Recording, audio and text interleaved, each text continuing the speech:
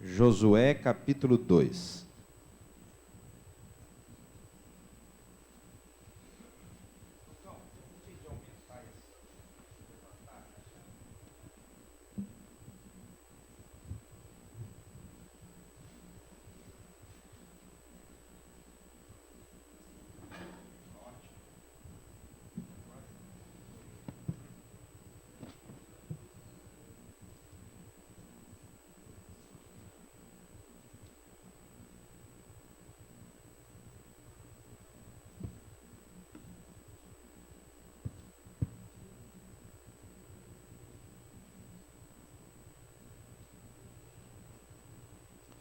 Quero orar por você que não está bem.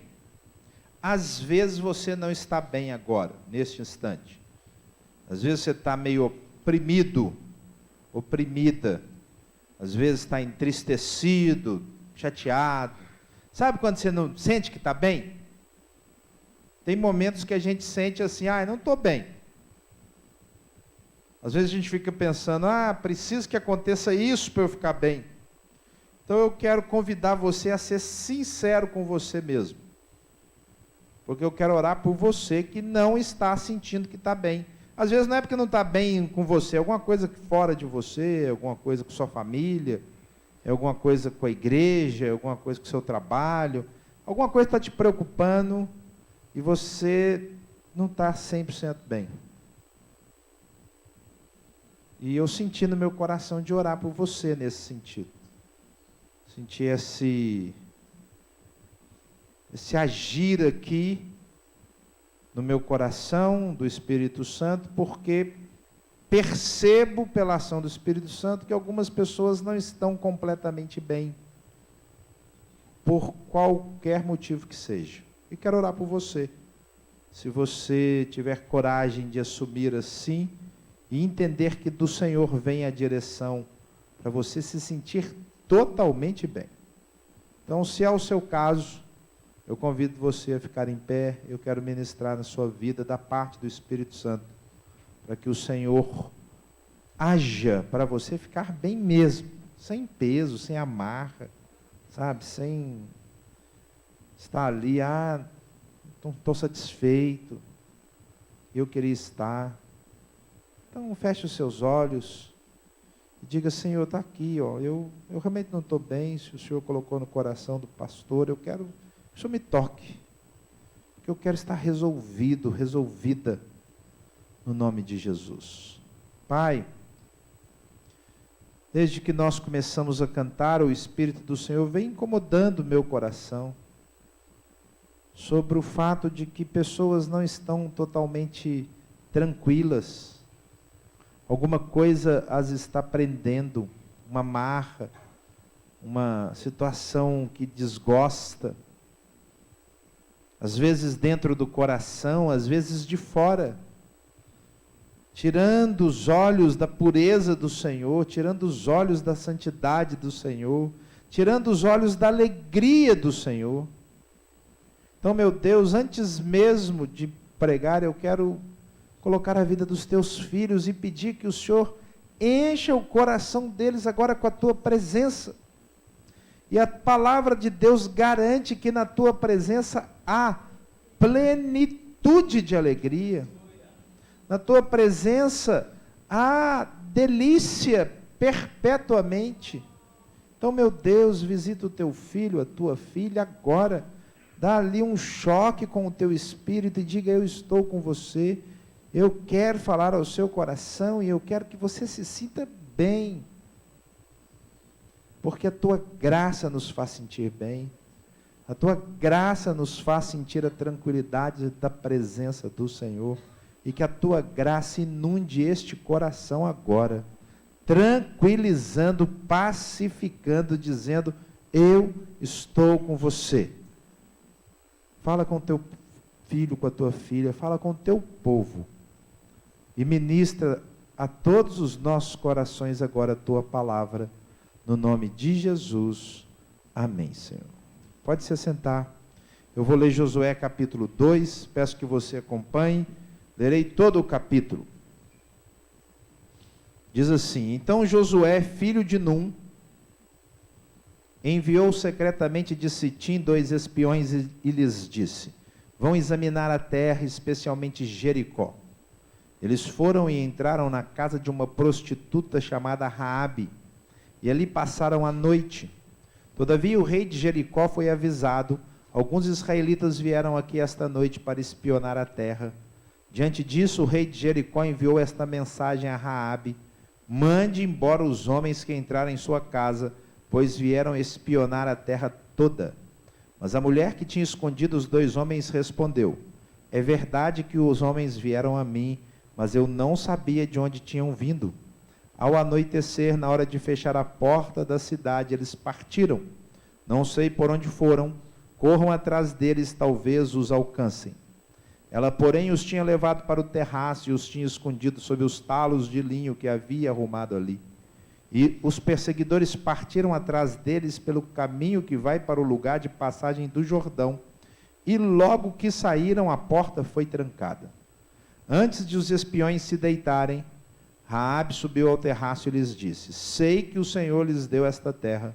Vocês nos causaram um medo terrível, e todos os habitantes desta terra estão apavorados por causa de vocês. Pois temos ouvido como o Senhor secou as águas do Mar Vermelho perante vocês, quando saíram do Egito, e o que vocês fizeram a leste do Jordão com Seom e Og, os 2 reis amorreus que vocês aniquilaram. Quando soubemos disso, o povo desanimou-se completamente, e por causa de vocês todos perderam a coragem, pois o Senhor, o seu Deus, é Deus em cima nos céus e embaixo na terra. Jurem-me pelo Senhor que, assim como eu fui bondosa com vocês, vocês também serão bondosos com a minha família. Deem-me um sinal seguro de que pouparão a vida do meu pai e de minha mãe, dos meus irmãos e minhas irmãs e de tudo o que lhes pertence. Livrem-nos da morte. A nossa vida pela de vocês, os homens lhe garantiram. Se você não contar o que estamos fazendo, nós a trataremos com bondade e fidelidade quando o Senhor nos der a terra. Então Raabe os ajudou a descer pela janela com uma corda, pois a casa em que morava fazia parte do muro da cidade. E lhes disse: vão para aquela montanha, para que os perseguidores não os encontrem. Escondam-se lá por 3 dias até que eles voltem. Depois poderão seguir o seu caminho.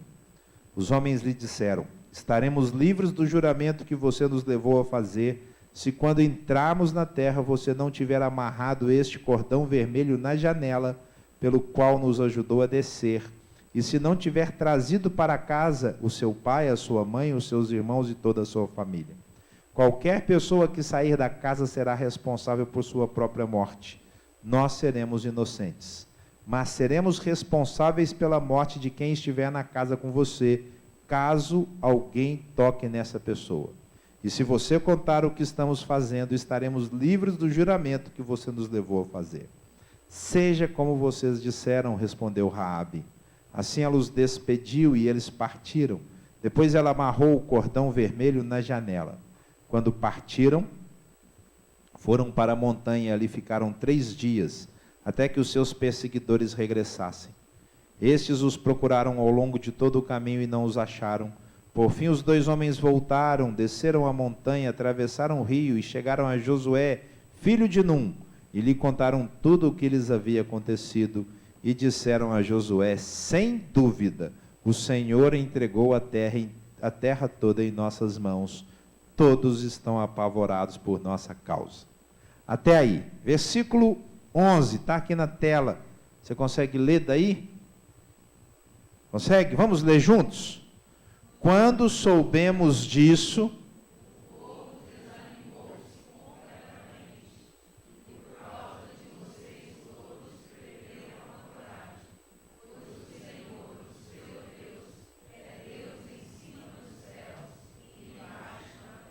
vamos ler esse finalzinho? Pois o Senhor,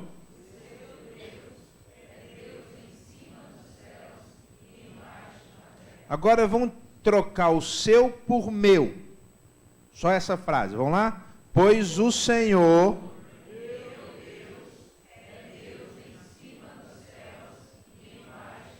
você crê nisso? Crê mesmo? Que Ele é Deus no céu e Deus na terra? Pois bem, eu quero rapidamente falar sobre a escolha de Raabe e sobre a capacidade de tomar decisões certas em tempos de crise. Primeiro, que tempos de crise exigem decisões. Tempo de crise exige decisão. A nossa vida tem tempos bons e tempos ruins. Tempos sem crise e tempos com crise. Às vezes, o tempo com crise fica maior do que o tempo sem crise. Mas sempre tem, né? A Laura estava tranquila, passeando na rua, né, Ana Laura? Ontem. Tranquila ontem, de boa, com o sobrinho. Aí o ladrão apareceu com um revólver, apontou o revólver para ela e levou o celular dela. É uma crise, né? Está sem celular, coitada, né? Logo a Ana Laura, assim, puxa, Senhor, mas logo eu, que deixei tudo, deixei o meu emprego, deixei o meu salário, vou te servir como missionária. Se você fosse o Senhor, você ia permitir que o assaltante assaltasse logo o missionário? Não é verdade? Fala, não, eu sou o Senhor, não vou deixar assaltar os meus missionários. Irmãos, crise faz parte da vida de qualquer pessoa, faz parte da sua vida, faz parte da minha vida. Hoje nós estamos vivendo aí a crise financeira. Então, crises existem. E uma das coisas que a crise exige é que eu e você precisemos tomar decisões. O versículo 8 e versículo 9 do capítulo 2 dizem assim: antes dos espiões se deitarem, Raabe subiu ao terraço e lhes disse: sei que o Senhor lhes deu esta terra, vocês nos causaram medo terrível e todos os habitantes desta terra estão apavorados por causa de vocês. Raabe tomou uma decisão. Raabe escolheu ir contra o povo, ir contra o Deus dela, ir contra tudo que ela tinha aprendido até aquele instante. E Raabe, queridos, não tem a melhor das profissões. Raabe não tem o melhor currículo. A pessoa vai trabalhar na sua casa, fala, deixa eu ver o seu currículo. Aí está lá escrito assim: prostituta, experiência com tráfico, presa. Esse currículo não me agrada. Acho que eu não vou contratar. Ela não tem o melhor currículo, não tem a melhor experiência. No entanto, ela resolveu tomar uma decisão. Tempos de crise exigem decisões. E foi isso que Raabe fez. Porque Raabe está numa crise terrível. Ela diz assim: olha, nós estamos morrendo de medo. Eu também estou com medo. Não se fala em outra coisa. A crise se abateu sobre Jericó. E aqui alguém precisa tomar uma decisão. E Raabe fez a escolha dela. Ela fala assim: eu sei o que o Senhor fez. Tempos de crise, meus irmãos, exigem decisões. Não dá para você passar por uma situação complicada sem tomar uma atitude, sem tomar uma iniciativa, sem sair da mesmice. É preciso tomar uma nova postura, é preciso assumir um compromisso, é preciso fazer isso às vezes com a sua família, é preciso fazer isso com a igreja, é preciso fazer isso no trabalho,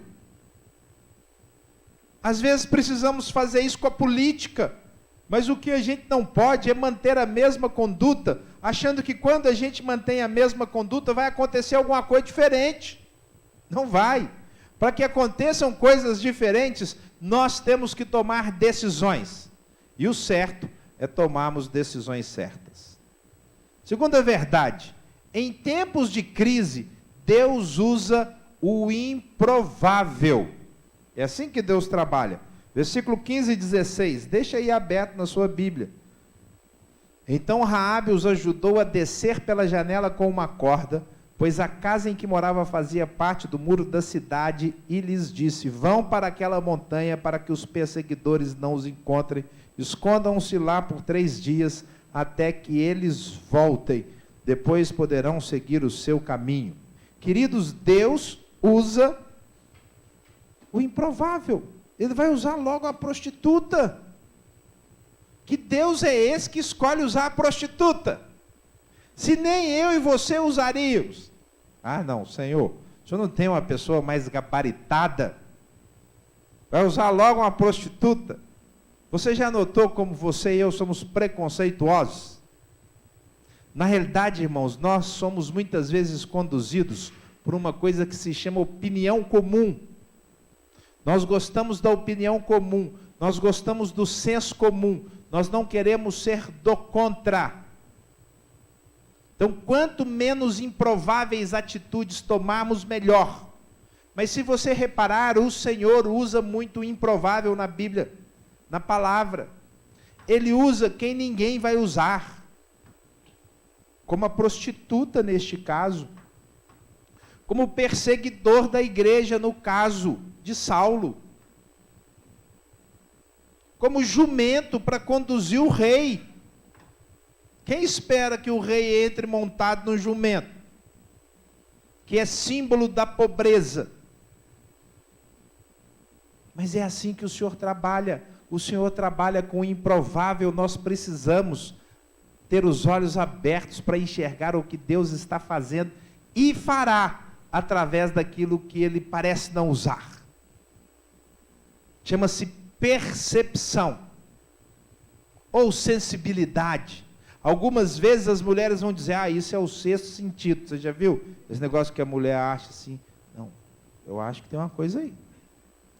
Bem, com Deus nós precisamos perceber. Não precisa nem de ter um dom de revelação, precisa que você entenda que Deus usa aquilo que é improvável de ser usado. Neste caso, Ele está usando uma prostituta. Isso faz o nosso coração, irmãos, estar aberto para qualquer pessoa. Se tem uma coisa que o nosso coração não pode é se fechar. Ele precisa estar aberto. Em tempos de crise, na realidade sempre, Deus usa o improvável. Terceira verdade, tempos de crise exigem coragem para se tomar decisões. Josué 2,6. Ela, porém, os tinha levado para o terraço e os tinha escondido sob os talos de linho que havia arrumado lá. Ah, irmãos, essa mulher é corajosa. No meio de uma crise tremenda, o povo com medo, ela fala assim, o medo se apoderou de todos nós, a cidade está tremendo, a coragem se foi. Mas essa mulher é capaz de esconder os meninos lá no terraço da casa dela. E a Polícia Federal bateu lá. Você viu aqui? Bateu lá. Sabe quando bate de manhã? Bateu. De alguma forma a espionagem do rei descobriu. Tem espia na cidade. E está na casa da prostituta. Era de se esperar que algum viajante procurasse o prostíbulo. Eles não entraram à toa, provavelmente fosse um local de prostituição, com possibilidade de se fazer a refeição, onde era de se esperar que o viajante estivesse. Não é à toa que o texto diz que a casa dela ficava na parede do muro, fácil de ser localizada. Esse caso aconteceu mais ou menos 1500 anos antes de Cristo Jesus ter nascido. Nessa época, não havia nações constituídas como nós temos hoje, ou houve na época do Egito antes. Aqui as cidades eram estado. Então o rei era de uma cidade, cada cidade tinha o seu rei. Quando você lê Josué, você vai ler que Josué conquista o rei tal, para chegar aqui conquistou o rei de Seom, o rei de Og. Por quê? Cada cidade tinha um rei, e cada cidade era uma fortaleza murada. Dizem os arqueólogos que o muro de Jericó comportava a construção de casa dos dois lados, e ainda a passagem de bigas, aquelas charretes puxadas por cavalos. Tal a estrutura desse muro. E então, quando se fechava o portão, Ninguém mais entrava, ninguém mais saía. Era o portão principal, haviam outros portões, mas aquele era o principal. Saiu um filme aí, para quem está acostumado a baixar, que se chama Sansão. Eu baixei essa semana e assisti com o Mateus e com a Tereza, lá em casa. A Tereza assistiu uma parte que ela dormiu metade do filme, né? Mas nós assistimos e a construção é muito boa. A arqueologia, a história é fantástica. E mostra exatamente isso, porque a Bíblia diz que Sansão, em uma das vezes, arrancou as portas da cidade sozinho, porque as portas eram gigantescas. E quando se fechava, não passava ninguém. Eles estavam lá, no prostíbulo, no local dos viajantes. O rei descobriu, mandou lá os soldados, mas essa mulher era corajosa. Ela enganou aqueles espiões e, além disso, queridos, escondeu os soldados. Ela assumiu o risco. Escondeu os espiões. Obrigado. E enganou os soldados. Isso mesmo. Vocês estão prestando atenção. Ela assumiu o risco. Coragem é quando você assume um risco. Deixa eu falar uma coisa para você. Tudo tem risco. Não quero arriscar. Então você não vai tomar decisão. Tem risco. Às vezes o risco é perder alguma coisa, às vezes é perder dinheiro. Às vezes, quando você arrisca falar a verdade, alguém fica emburrado com você. Já aconteceu com você? Você, eu vou falar a verdade, e aí a pessoa fecha a cara. Aí você, não devia ter falado. Aí você fica com medo. Agora não falo mais a verdade também. Porque quando eu falo, você para de arriscar. Mas, queridos, nós somos chamados para agirmos com coragem. E a crise precisa nos levar a ter coragem. Essa mulher tem coragem. Ela não está com medo do que vai acontecer diante do rei. Olha, queridos, talvez os discípulos tenham aprendido com ela aquilo que eles dizem lá em Atos: antes importa obedecer a Deus do que aos homens. É coragem. Não interessa o que o rei quer. Eu sei quem serve o Deus verdadeiro e não é o meu rei. Não é o meu rei. O meu Deus, o Deus de Jericó, não é o Deus verdadeiro. Não é Deus no céu, não é Deus na terra. Quando nós aprendemos a tomar decisões, nós precisamos de coragem. E é assim que o Senhor trabalha conosco. Quarto lugar. Coragem para enfrentar os problemas, como eu já falei. E coragem para mudar os comportamentos. Precisamos aprender a mudar os comportamentos. Como eu disse, não adianta querer fazer as coisas antigas para obter novos resultados. Precisamos encontrar novos caminhos para os ministérios, novos caminhos para a igreja, novos caminhos para a família, novos caminhos para o trabalho. É assim que funciona. Qual é o novo caminho que Deus tem? Eu preciso ter coragem para enfrentar e coragem para mudar o comportamento. Sabe uma coisa que a gente faz pouco, irmãos? Não falo por você, falo pelo geral. E talvez você esteja incluído no geral, e se você estiver, diga para si mesmo: eu estou. Nós oramos pouco. Nós oramos pouco.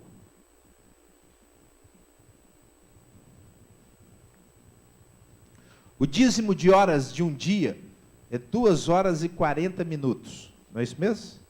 Não? Quanto que é? 24 horas dá quanto? 2 horas e 24 minutos. O Eli é 2 horas e 24 minutos. É o dízimo de horas de um dia. Se você tivesse que dar o dízimo do que você ganha em dinheiro no dia, quanto você daria? Você ganhou 100 num dia. Você tem que dar o dízimo de 100 num dia. Você daria R$10. O dízimo de horas de um dia em oração seria 2 horas e 24 minutos. Não, é muita coisa. Nem Deus quer me ouvir tanto, né? Eu acho que ele vai ficar cansado. Irmãos, nós oramos pouco. nós oramos pouco. Nós temos grandes problemas. Provavelmente, eu não vou dizer todos, porque pode ser que tenha gente aqui que não quer que nada mude. Pode ter gente que fala assim, não, tá bom desse jeito. Se melhorar, estraga. Eu não estou assim. Se melhorar, vai melhorar muito algumas coisas. Mas tem gente que talvez não precise melhorar nada. Então nós temos situações que nós queremos que hajam mudanças. E mesmo assim nós somos resistentes à oração. Preferimos dormir, preferimos televisão, preferimos trabalhar. Achamos que com a força do nosso braço vai dar certo. Queridos, nós temos que mudar comportamentos. Tempos de crise exigem coragem para mudar o comportamento. Quarta verdade. Tempos de crise exigem conhecimento daquilo que Deus fez, que Deus faz e que Deus fará. Versículo 10. 2:10.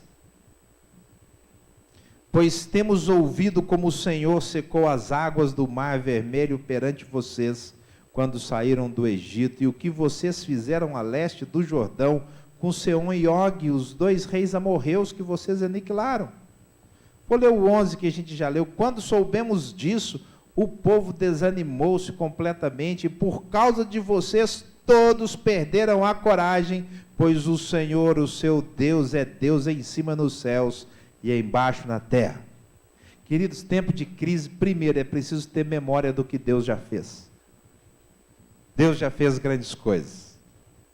E eu nem estou falando aqui da Bíblia. Deus já fez grandes coisas na sua vida. Fala a verdade. Fez ou não fez? Passado. História. Nós precisamos reavivar a memória. Quero trazer a memória. Preciso reavivar, Deus já fez. Mas Deus continua fazendo, irmãos.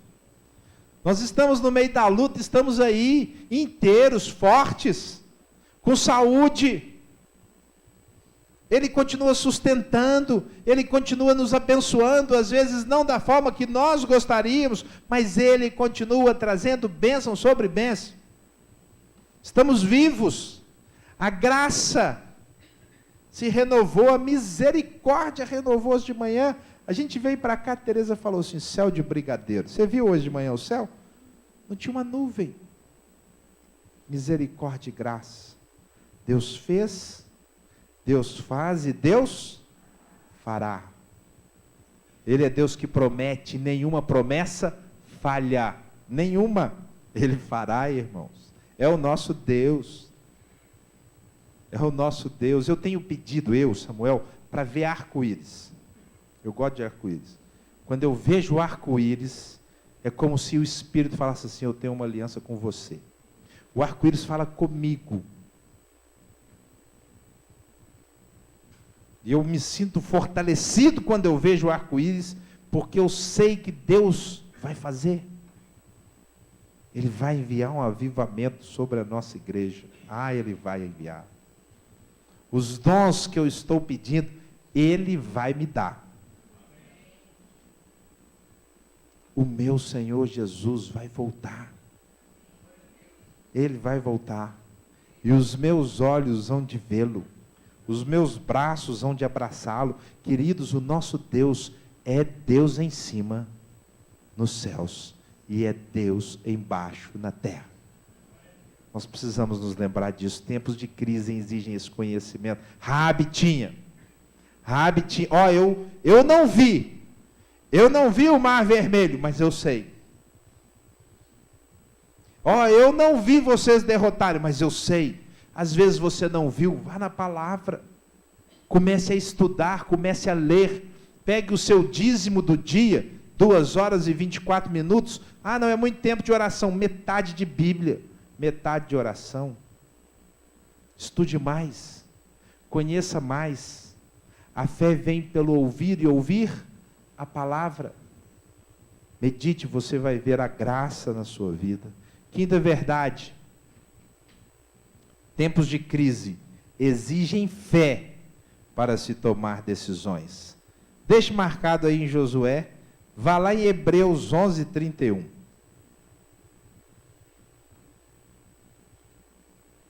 Hebreus capítulo 11, versículo 31.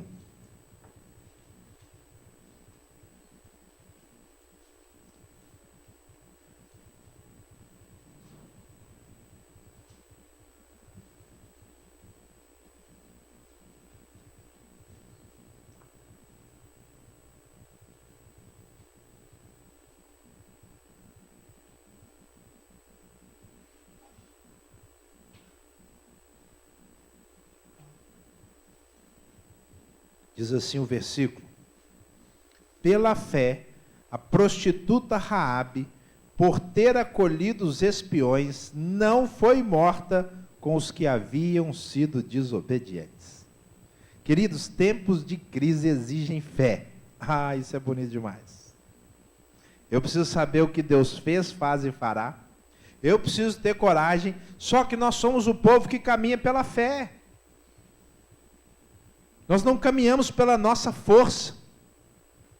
Nós vamos terminar o culto cantando Rompendo em Fé, porque é assim que a gente caminha.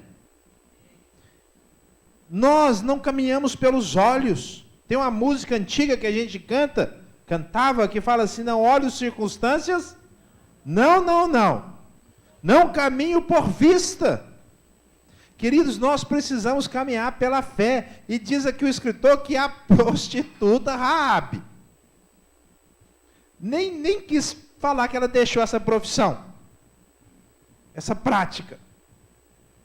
É como se dissesse assim: se uma prostituta é capaz de ter fé, e ela teve fé enquanto era prostituta, porque depois ela deixou de ser. Vou mostrar para você. Depois ela deixou, mas enquanto ela estava na crise, enquanto estava na aflição, enquanto estava na vida de pecado, ela ouviu, ela conheceu um Deus que é capaz de secar o mar vermelho, capaz de dar a vitória, e ela teve fé. Onde está a sua fé? Qual o tamanho dela? Você caminha pelo quê? Ontem eu estava um pouco desanimado. Falei com a Tereza, almoçamos, acabamos de almoçar. Falei: eu estou meio desanimado. Aí eu saí de tarde e fui lá na chácara. E antes passei no supermercado, comprei umas coisinhas lá para casa, comprei lá para a chácara também. E aí eu fui na chácara, fui no supermercado e comecei a orar. E o Senhor começou a trabalhar no meu coração e falou assim comigo, do nada: reparando, porém, na força do vento. Foi só isso que ele falou. Reparando, porém, na força do vento. Sabe de onde que é esse versículo, Alê? Reparando, porém, na força do vento. Sabe? Pedro andando sobre as águas. Ele não estava andando numa piscina tranquila. Ele estava andando num mar em crise. Ontem à noite eu comecei a assistir um programa chamado DNA de Jesus, procurando o DNA de Jesus. E aí o programa durava uma hora ele falou assim: vamos lá no Mar da Galileia. E começou a sobrevoar. Irmãos, o Mar da Galileia é gigante. Eu nunca fui lá pessoalmente. Mas esse sobrevoo, o que é aquilo? Achei fantástico aquele sobrevoo. É o Mar da Galileia, o Lago de Genezaré. E Pedro estava lá, andando sobre a crise, mas diz assim: reparando porém na força do vento. E ali no supermercado o Senhor falou assim: Samuel, você está desanimado porque você está reparando na força do vento. Ou você repara na força do vento, ou você olha para Jesus. Não tem mais de uma opção. Ou você repara na força do vento, ou você faz o que o escritor de Hebreus diz: olhando firmemente para o autor e consumador da nossa fé, Jesus Cristo. Queridos, quando nós olhamos para Jesus, a gente para de reparar na força do vento. Não quer dizer que a tempestade vai passar, mas quer dizer que nós vamos andar sobre ela. Quer dizer que nós vamos viver pela fé. Eu posso estar no meio da crise, e algumas crises, irmãos, duram a vida inteira. Duram a vida inteira. Mas se você caminhar pela fé, você vai andar sobre a crise. Sabe por quê? Jesus é a sua motivação. Não é o vento, não é a força, não é a tempestade, é o Rei dos Reis, aquele que é Deus no céu e é Deus na terra, aquele que salvou você, aquele que mantém você e um dia vai levar você para o céu. Por isso eu e você precisamos caminhar pela fé. Tempos de crise exigem fé para se tomar decisões. Em sexto e último lugar, decisões certas são reconhecidas diante de Deus. Vá lá agora em Josué, no capítulo 6. Josué 6, 22.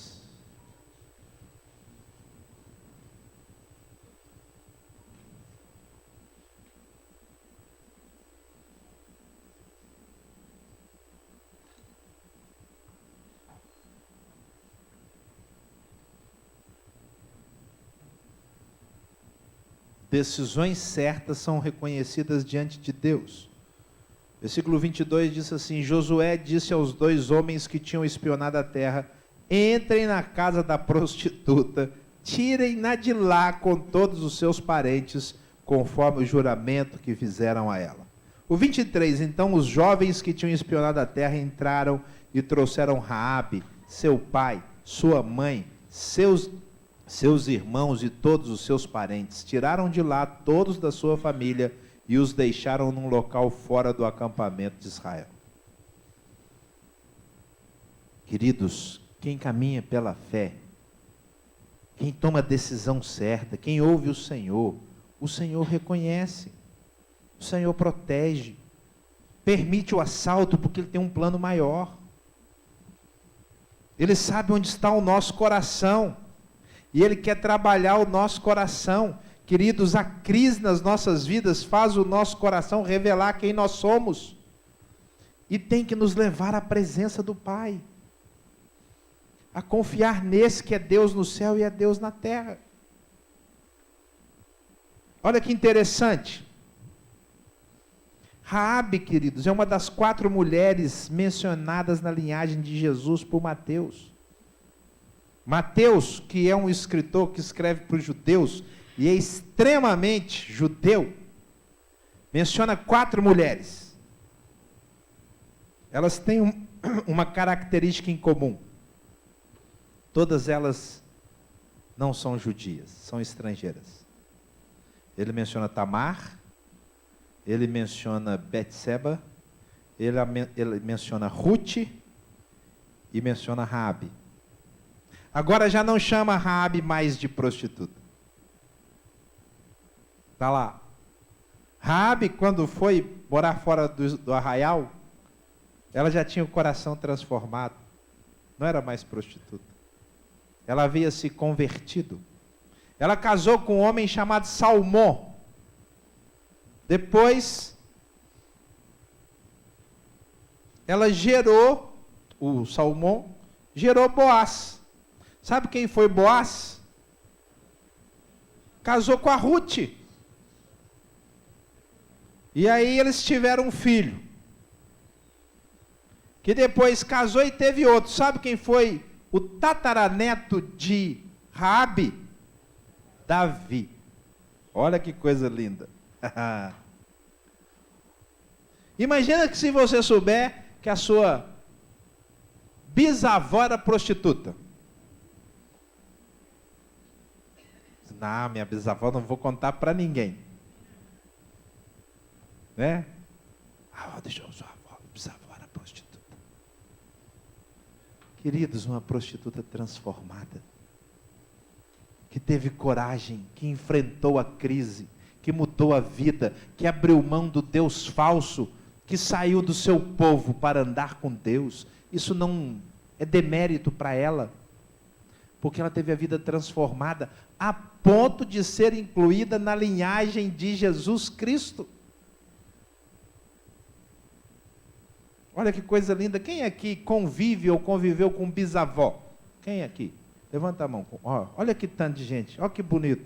Imagina Ruth convivendo com Raabe velhinha, aprendendo de Raabe. Olha que coisa linda, gente.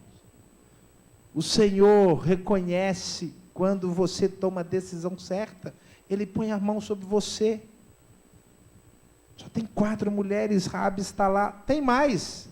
Raabe é uma das 3 mulheres mencionadas na galeria da fé de Hebreus 11. Só 3 mulheres. Sabe quem são as 3? Sara, mulher de Abraão. Joquebede, a mãe de Moisés, que pela fé preservou o filho. Sabe quem é a terceira? A prostituta Raabe, que teve fé, coragem, ousadia, conhecimento, e na hora certa fez a escolha precisa. Sabe onde ela foi parar? Na galeria dos heróis da fé. Está lá mencionada. Irmãos, essa é uma mulher que nós temos que conhecer no céu. Onde é que está Raabe? Quero ir conversar com ela, aprender da sabedoria dela, da firmeza dela, da força que essa mulher teve em fazer escolhas corretas. O meu desafio para você hoje é fazer escolhas corretas, tomar decisões certas, não olhar para a circunstância. É fácil reparar na força do vento, é fácil reparar no que você não gosta, naquilo que te incomoda. Olhe firmemente para o autor e consumador da sua fé, não desista, persevere. O Senhor vai agir na sua vida. E eu quero terminar com essa pergunta: você quer entrar na galeria dos heróis da fé? Essa galeria está aberta, irmãos. Vá lá em Hebreus 11. Essa galeria não foi fechada. Essa galeria está aberta para quem quiser participar. Hebreus 11, 39 e 40.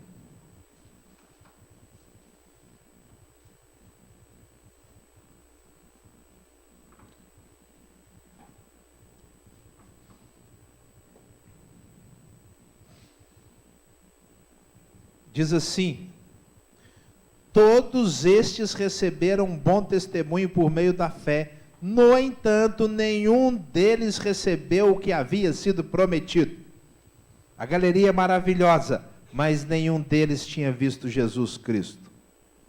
Deus havia planejado algo melhor para nós, para que conosco fossem eles aperfeiçoados.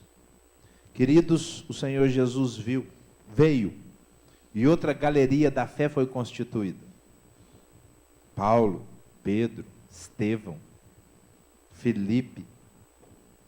E ela continuou por toda a história, e ela precisa de continuar sendo preenchida.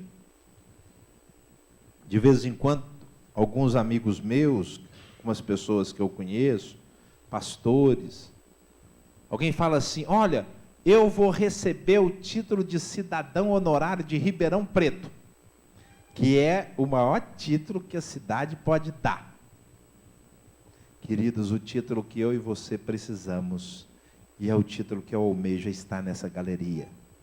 Gente que vive pela fé, gente que no meio da crise toma a decisão certa, gente que caminha com Deus, que tem coragem, que não desiste, que persevera e sabe que o Senhor vai honrá-lo. No meio da crise, faça a escolha de Raabe e tome decisões certas. Amém? Vamos cantar essa canção. Nós vamos terminar cantando Rompendo em Fé.